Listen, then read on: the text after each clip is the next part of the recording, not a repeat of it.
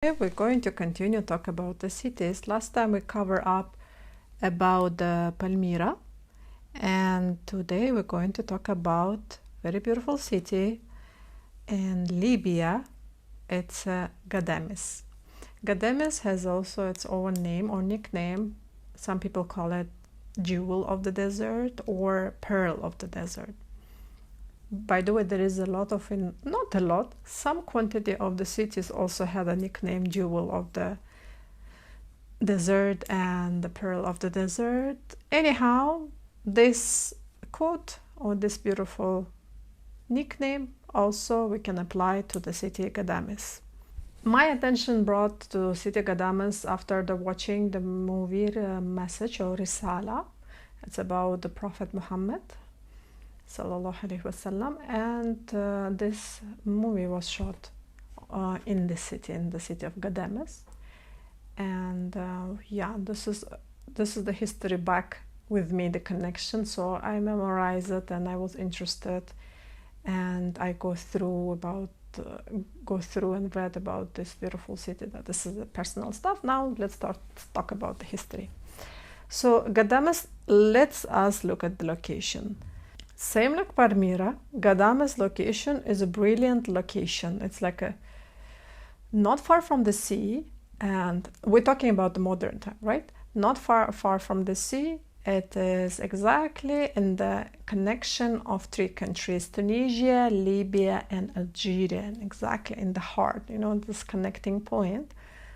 And if we're going to talk about the historically, location very, very important, because through Ghadames we had passing caravans, and caravans means business means money means prosperity of the city, so on. So location of the Ghadames is one of the key components of why this city got famous and rich. Ghadames located in west of Libya, let's say was south little bit also of Libya, and the region of Tripolitania, and a part of being in a perfect location, it had, like Palmyra, has its own spring water supply of spring source. Efqa, Ghadames has until now its own water source, Al Faras. So plus to plus, perfect location, and there is a water in the middle of the desert. It is oasis. What water gives us? Water gives us food, so you can settle there and you can bring food, you can make plants, you can have you can be a shepherd, you can have a cattle, so on. So there is a non-stop of food and water supply available in this city. All the conditions are perfect to bloom the city.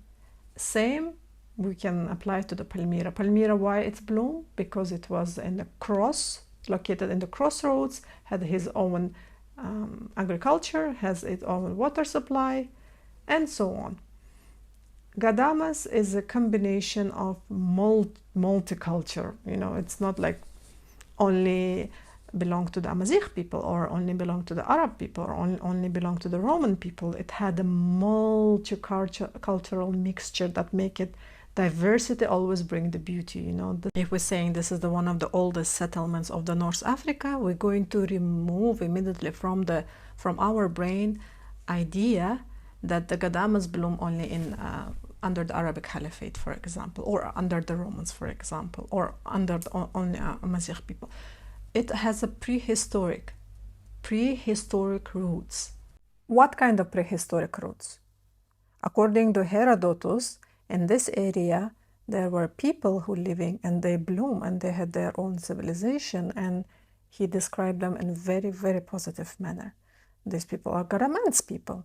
In some sources they're saying that they are originally Amazigh people, or proto-Amazigh people earlier than that, or some sources, which is I considered more accurate, they are the sea people. They came in the Bronze Age, in the collapse of the Bronze Age, and they want to take over Egypt. They couldn't succeed, so they settled in the Libya, and they mix with the local people. They mix with Amazigh people. So in this mixture, we're having a brilliant civilization, Garamants civilization. Nobody highlighting about this civilization. As I said, one of the key components of the Tubiya civilization, key components of Tubiya named civilization is a handwriting.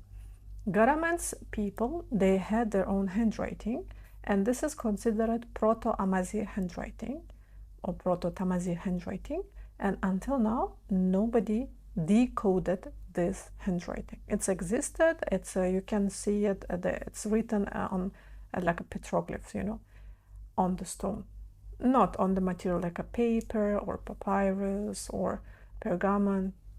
It's written on the stones. So I want to say that the Ghadames city didn't appear from nowhere. There is always prehistoric roots.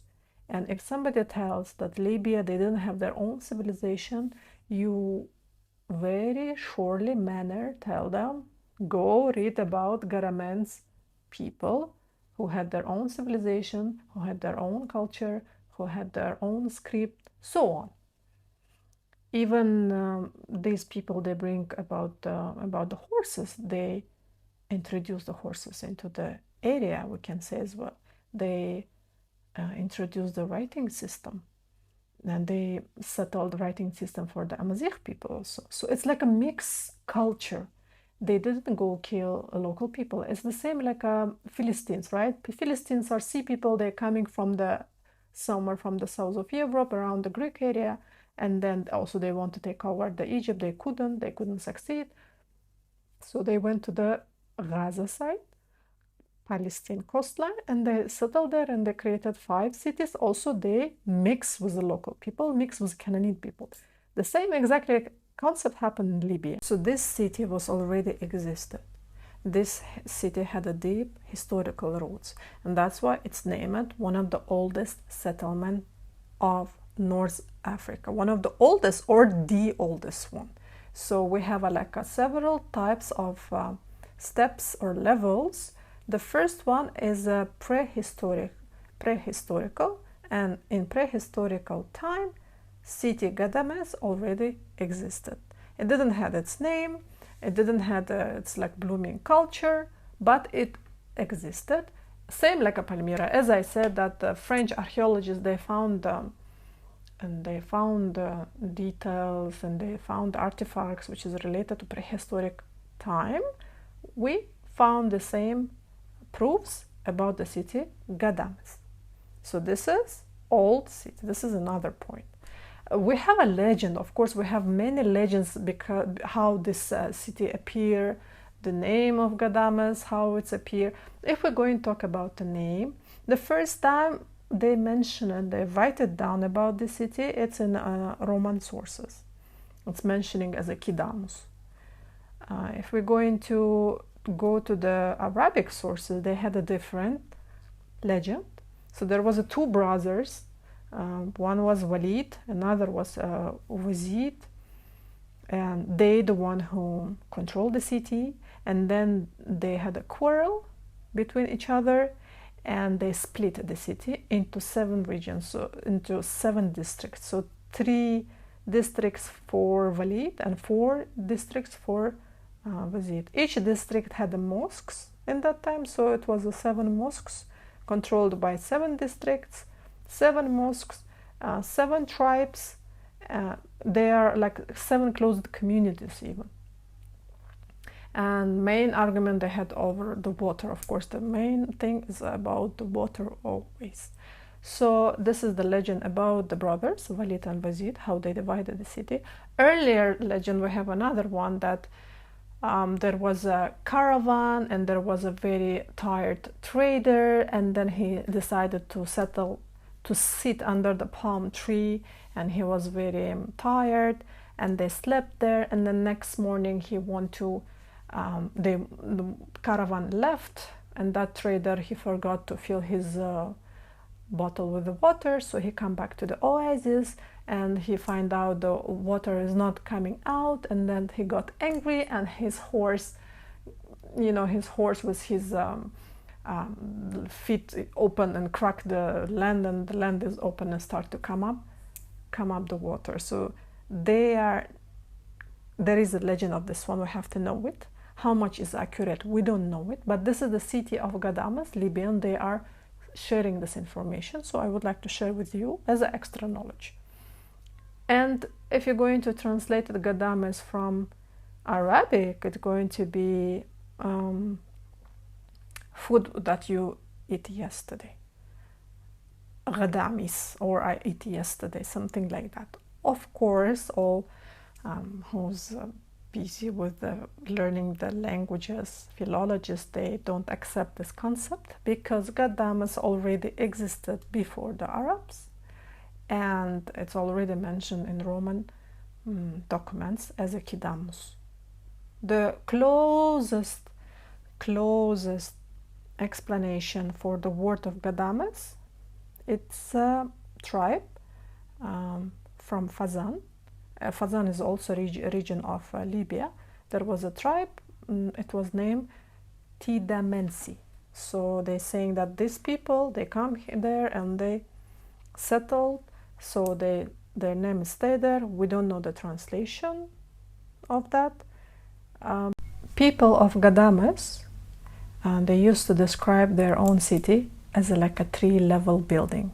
So you have the first level is like you having plants and agriculture, and the second level you have three fruits,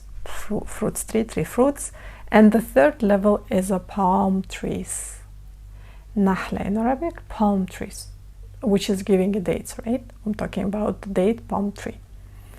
So this date trees was very crucial. Anywhere in the desert, palm trees are very important trees, because what it gives us? It gives us, first of all, shade. It's give us a shadow, so you're not going to die from the heat from the it's a Sahara desert. Second of all, it gives you food supply. So there is a shadow, you can sit under it, take rest, and even you can eat from it because of the dates. And dates before considered as a currency, because if you're going to look at the fruit itself, dates are, first of all, they're living long, they're not spoiling, so you don't have to put it in the fridge. It's okay in the room temperature outside and under any temperature. And I'm sure in desert temperature it will be okay. It will not going to be spoiled. Second of all, you don't have to really take care about the palm tree, You don't have to too much put water under it, because it's already desert tree, right? It's adapted to the nature around that. And the third one, it's easy to transport. So for example, if you're going to compare, let's say, grapes with dates, grapes, you need to really take care to put in a special basket so it will not be squishy and the juice will go out. You need to keep it in a cool place. But dates, put in the basket, and yalla. It's easy to transport. You will not have difficulties, and it's staying longer and long living. And the food, guys, food. You eat 3 dates with the coffee or with the tea or with the milk, let's say, because in that time there wasn't a coffee and there wasn't a tea. We will stick with the milk, with the camel milk, the most delicious drink you will have, or the most delicious breakfast you have, because there is a lot of sugar in the dates. It will give you a lot of power. So that's why it was so much valuable that dates in Sahara, in the desert area, in sub-Saharan trade routes, use it as a currency, so used to exchange.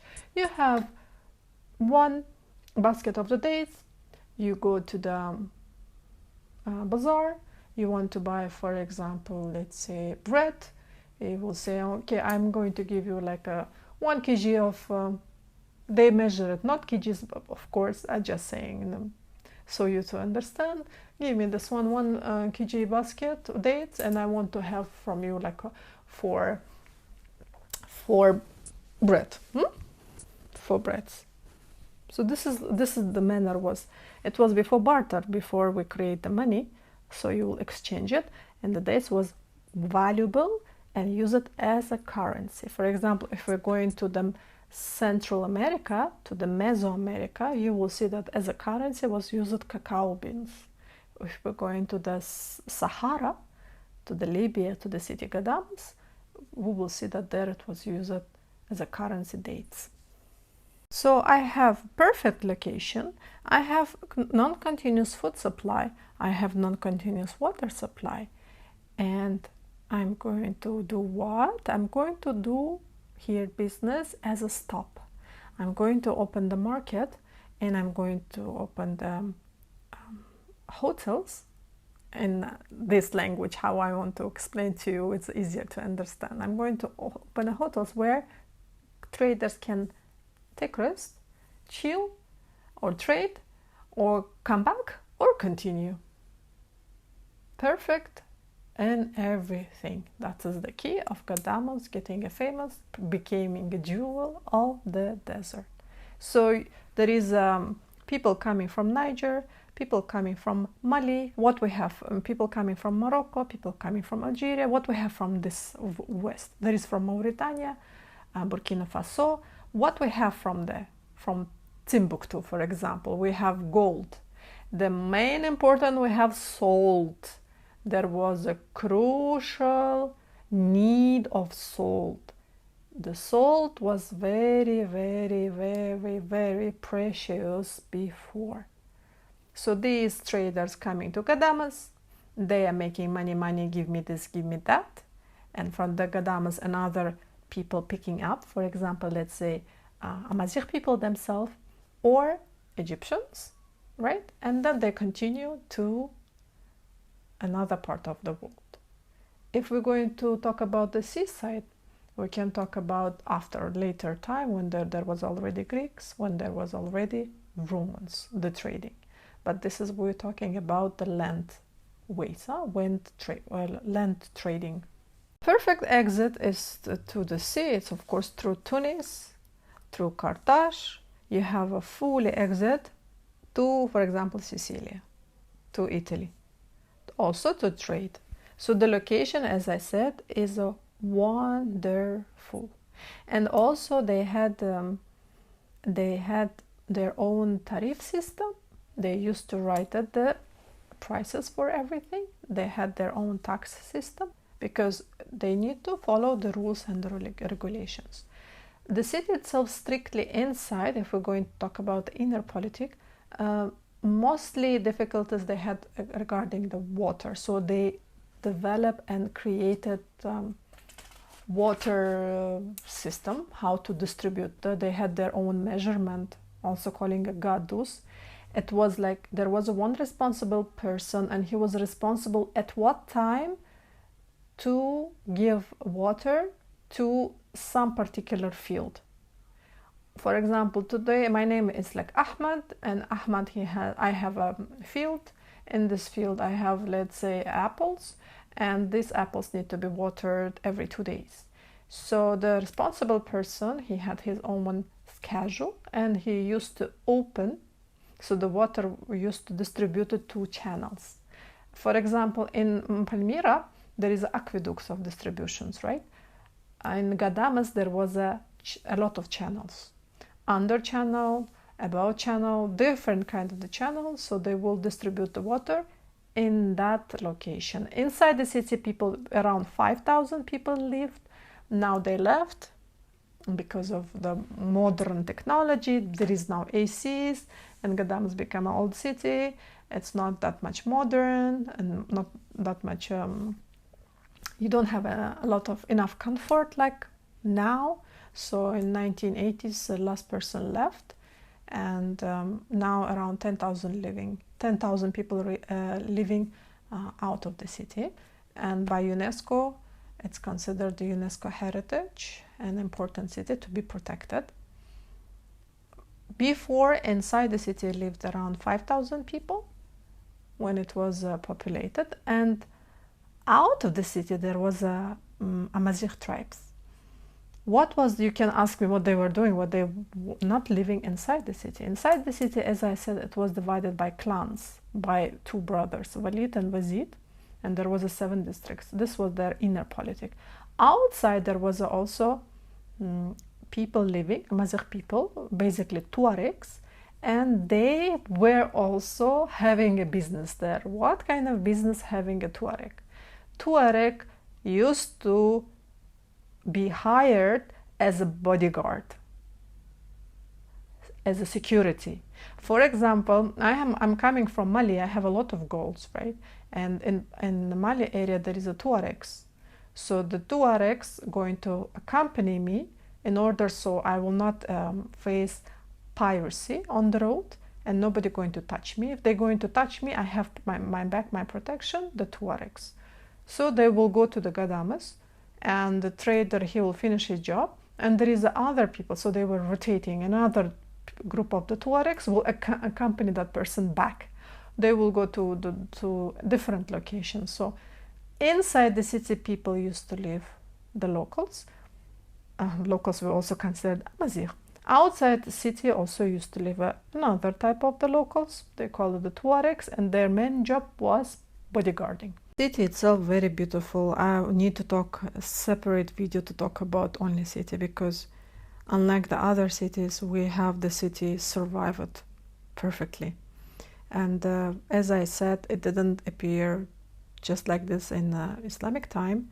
There was churches, because before Arabic conquest, the city was population of the city were Christians, and then remained the Christians, and then converted to Islam. Before the Christians, there was the Amazigh people. They had their own religion, and so on. So when you enter to the city, inside the city, or inside the room of any random home, you will see signature of Amazigh people, you will see signature of Christian people, you will see signature, Roman people, you will see signature of Muslim people. It's like a very beautiful combination of culture, and it was all applied to this beautiful city, Ghadames. Ghadames city also popular with its beautiful sunset. People from Italy, people from Spain, from Europe, even from Japan, coming to the city to witness beautiful sunset. As they say, the most beautiful sunset in Africa, you can view it from Ghadames. About the trading, I said, and I might receive the comments about the slave trading. Yes, Ghadames also had their own market when the slave used to be traded, and slave trading always existed. Unfortunately, and we have to admit it, yeah, this has happened, and this is the history, and I hope we're not going to face it again. And on this matter, we need to look as a past, and we need to learn a lesson to not happen again about the human trafficking. And just as a historical base, Ghadames also was famous to have its own slave markets. Not slave markets of the local people, of course. Mainly other tribes used to catch from the south of Africa or Central Africa people, and or somebody had loaned. Normally also how you become a slave, when you loan the money and you could not return, then as a guarantee you put your life, so you become a slave. Or in this manner, there was a slaves, they used to hunt them, bring them to the city, and there was a market of the slaves. Almost in each city there was a slave market. Ghadames is not exceptional. And I want to highlight that in that time, in Africa, in Europe, in any continent, unfortunately, there was a slave trading. So this is the short story, 20-minute story. I said I'm going to make my videos more precise, the introduction about the city Ghadames and so on. We're going to go into more details. I'm going to talk maybe about the religion of Ghadames separately, about its architects separately. So now I'm going to give you the base, so you will understand about the city. Thank you so much for watching me. Please like, put a comment, and subscribe. See you. Bye bye.